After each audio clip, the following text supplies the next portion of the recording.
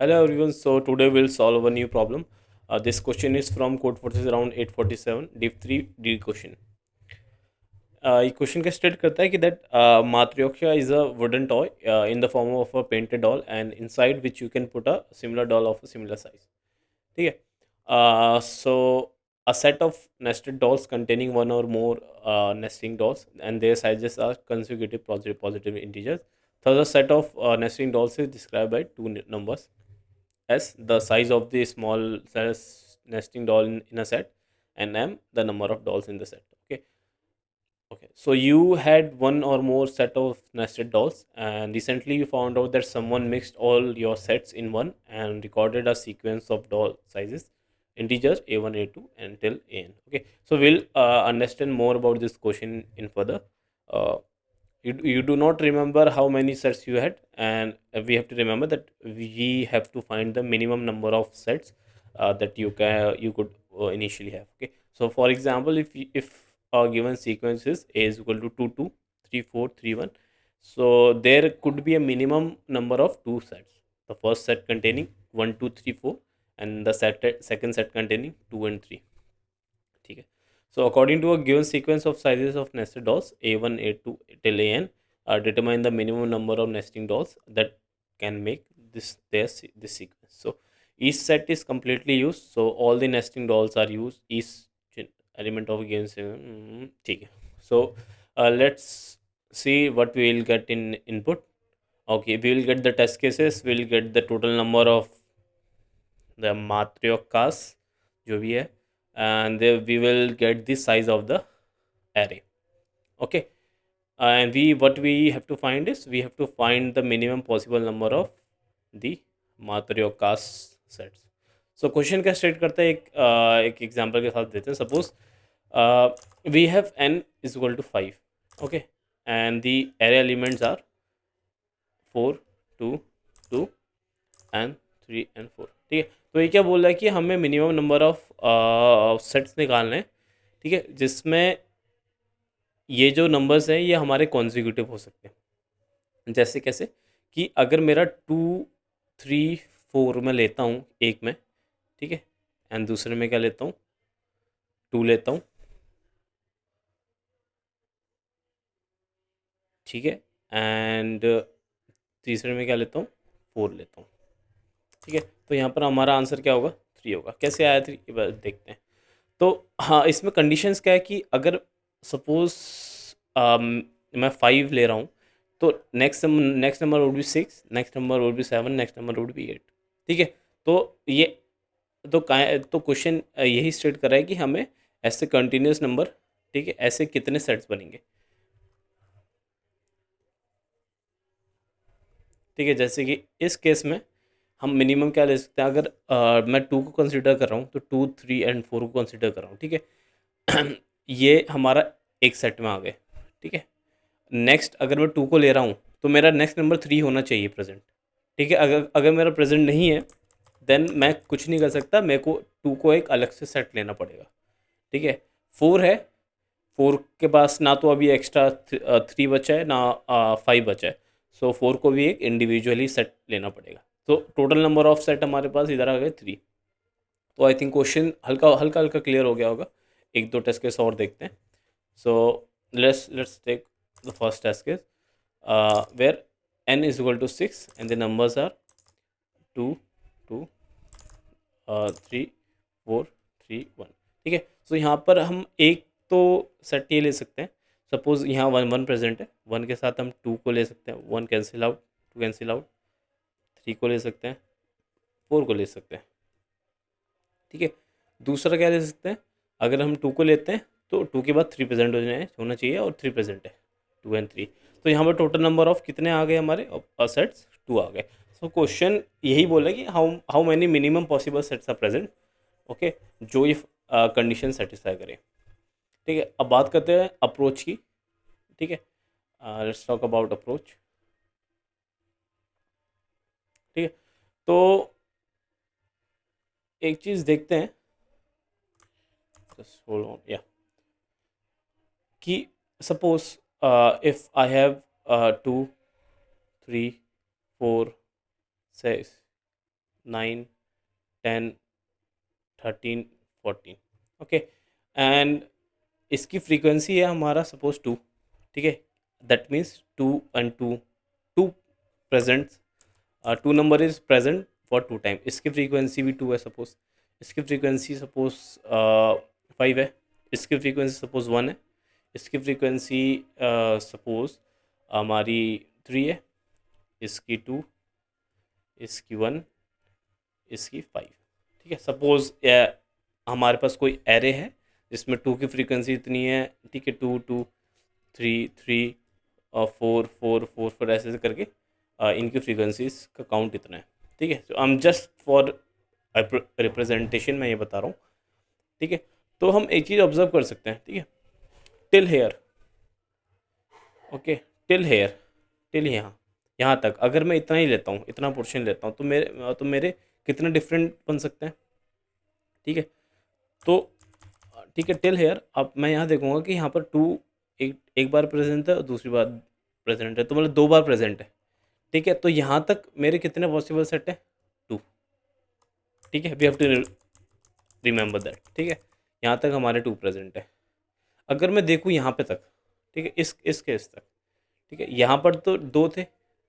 ठीक है, और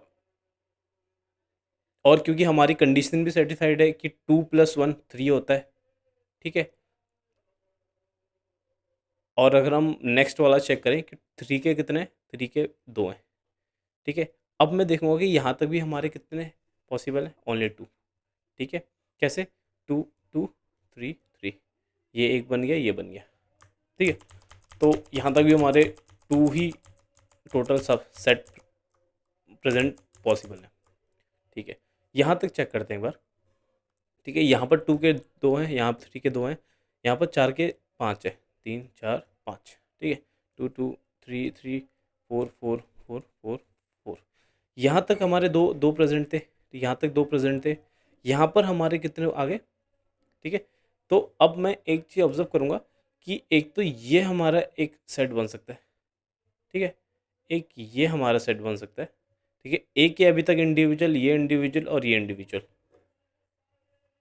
गेटिंग माय पॉइंट. सो यहाँ से एक चीज़ ऑब्जर्व करी. ठीक है, अब इस यहाँ पर हमारे टोटल कितने बनेंगे, 5. ठीक है, कैसे 5, ये एक स्ट्रिंग, ये आई मीन ये एक सेट, ये दूसरा सेट, ये तीसरा है, चौथा है, पांचवा. तो टिल हेयर ये 5 बन सकते हैं. ठीक है, तो ये चीज़ ऑब्जर्व करने वाली चीज़ थी.